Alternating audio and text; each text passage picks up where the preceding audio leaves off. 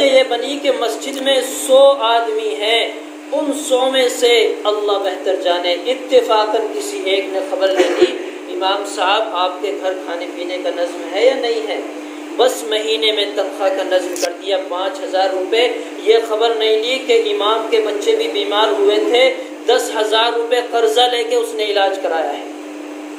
آپ کے گھر کا خرچہ 1000 روپے دن کا نہیں چلتا اور امام 100 روپے میں اپنا خرچہ چلا رہا ہے، وہ مجبوراً چلا رہا ہے، مجبوری ہے، اس کے پاس انتظام نہیں ہے، کاروبار نہیں کر سکتا کیونکہ وہ آپ کی امامت کر رہا ہے۔ ہمیں عہد کرنا ہے، تہیہ کرنا ہے، ارادہ کرنا ہے کہ انشاءاللہ یہی امام نہیں، جتنے بھی مسجدوں کے ہمارے امام ہیں ہم ان کو کبھی بھی کسی بھی موقع پر مایوس نہیں ہونے دیں گے۔ ان کی کوئی ضرورت ایسی ہوگی کہ ہم سے چوک جائے، ایسا نہیں ہو سکتا، وقت سے پہلے انشاءاللہ اس کی ضرورت پوری کریں گے نا انشاءاللہ۔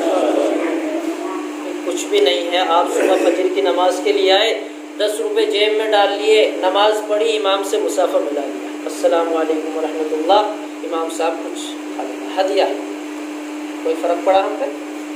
اپنے بچوں کو آپ نے 10-20 روپے دیے، دن بھر 50-100 روپے ہمارے بچے کھا لیتے ہیں، خیال بھی نہیں آتا۔ امام کو دیے تو ہمارے لیے دین کا ذریعہ بنا، اشاعت کا ذریعہ بنا، امام ہماری نمازوں کو درست کرا رہا ہے، ہمارے لیے جنت کا راستہ کھول رہا ہے، ہمیں اچھا اور برا، حلال اور حرام کی پہچان کرا رہا ہے۔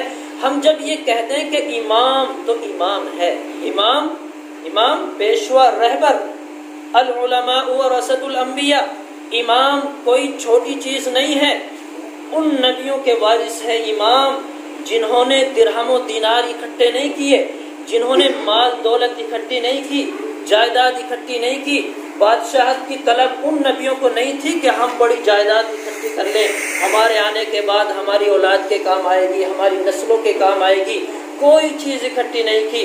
حدیث میں ہے العلماء ورثۃ الانبیاء، علماء انبیاء کے وارث ہیں، لم یورثوا دینارا ولا درہما، دینار اور درہم چھوڑ کے علماء انبیاء نہیں گئے ہیں، انبیاء علماء کو چھوڑ کر گئے ہیں۔ ان کی حفاظت کی ذمہ داری کس کی ہے بتاؤ؟ کس کی؟ ان کی اکیلے، کس کی؟ سب کی تو آواز نہیں آ رہی، ایسا لگ رہا بس 2-4 آدمی کی ذمہ داری۔ کس کی؟ ان کی ذمہ داری سب کی ذمہ داری انشاءاللہ پوری کریں گے نہیں؟ انشاءاللہ عہد کرتے نہیں کرتے؟